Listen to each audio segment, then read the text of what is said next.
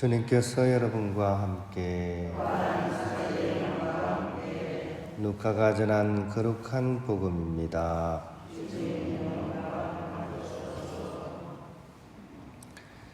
그때 예수님께서는 당신이 자라신 나자렛으로 가시어 안식일에 늘 하시던 대로 회당에 들어가셨다. 그리고 성경을 봉독하려고 일어서시자 이사야 예언자의 두루마리가 그분께 건네졌다. 그분께서는 두루마리를 펴시고 이러한 말씀이 기록된 부분을 찾으셨다. 주님께서 나에게 기름을 부어주시니 주님의 영이 내 위에 내리셨다.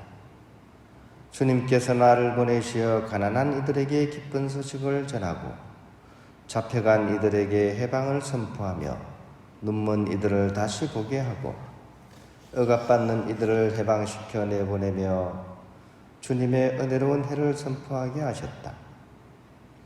예수님께서 두루마리를 말아 시중 드는 이에게 돌려주시고 자리에 앉으시니 회당에 있던 모든 사람의 눈이 예수님을 주시하였다. 예수님께서 그들에게 말씀하기 시작하셨다.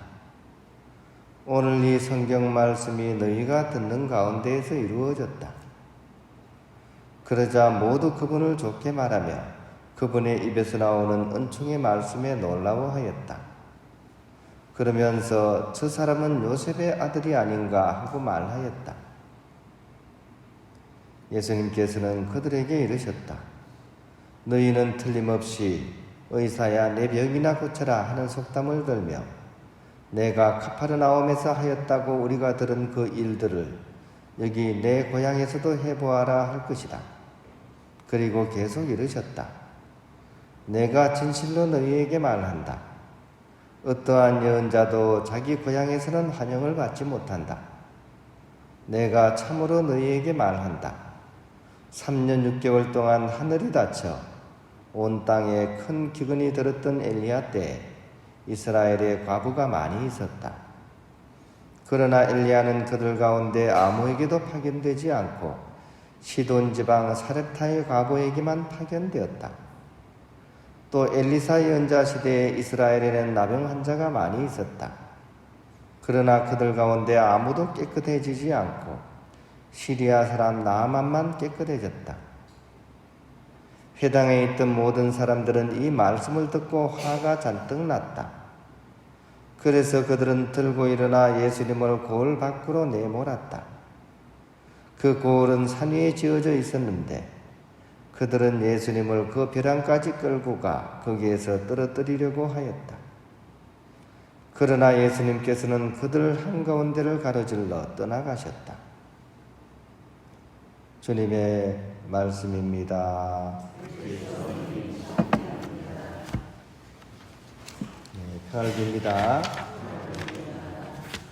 오늘 복음 말씀은 예수님의 고향이셨던 나자렛에서 벌어진 그런 에피소드입니다.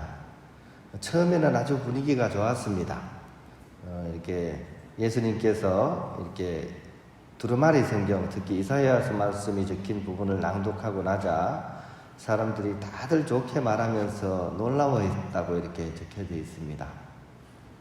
하지만 어느 부분에선가 갑자기 분위기가 확 바뀝니다.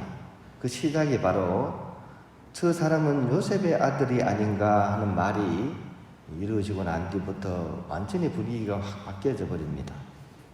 이 한마디가 나오고부터는 이제 사람들 마음속에 이런 생각이 들기 시작했죠.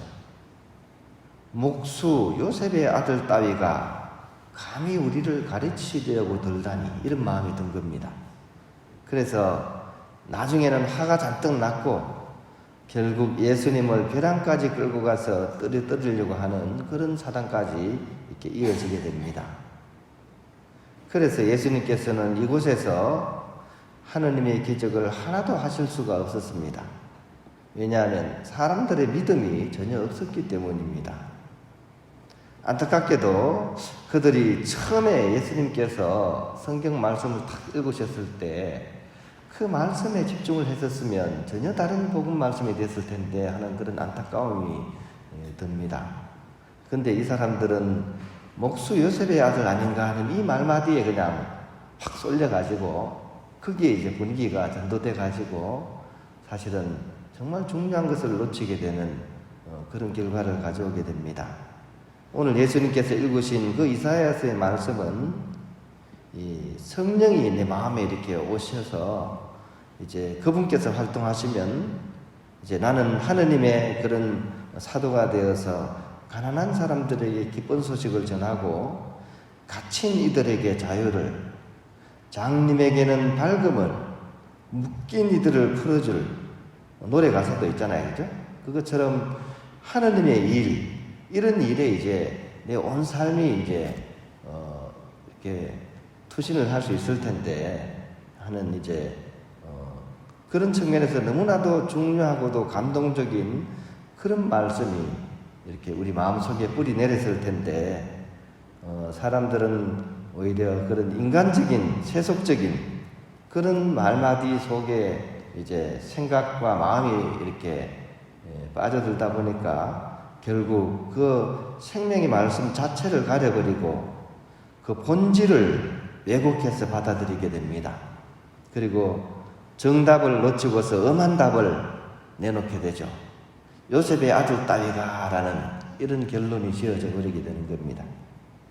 그래서 결국 오늘 이 자리에서 이루어졌다라는 예수님 말씀, 하느님 말씀은 반드시 이루어지는 말씀입니다.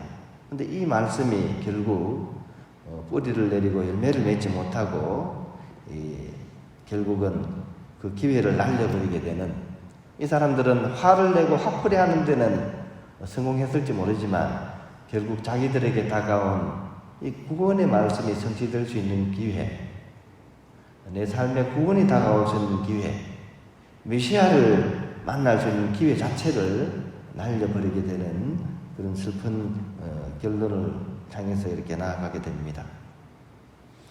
오늘 안에 이루어질 우리의 하루도 마찬가지일 것입니다. 즉 이사야의 말씀이 오늘 복음에 선포된 것처럼 우리에게도 똑같은 이 이사야 말씀이 선포되고 있습니다.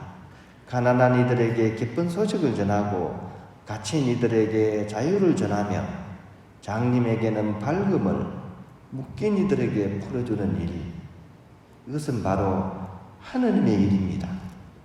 그리고 우리가 그분을 믿는다면 해야 될 우리의 1차적인 선택입니다. 이 말씀이 우리를 향해서 들려오고 있습니다. 우리가 만약 우리의 가난한 이웃들을 향해서 우리 마음을 내어놓고 그들에게 하느님을 사랑을 전한다면 이 창조의 말씀은 반드시 우리 삶 속에서 구원의 소식으로서 이어지게 될 것입니다. 하지만 우리가 그것을 그렇게 하지 못하고 내가 뻔히 아는 사람인데, 뻔히 아는 현실인데 별게 있겠어?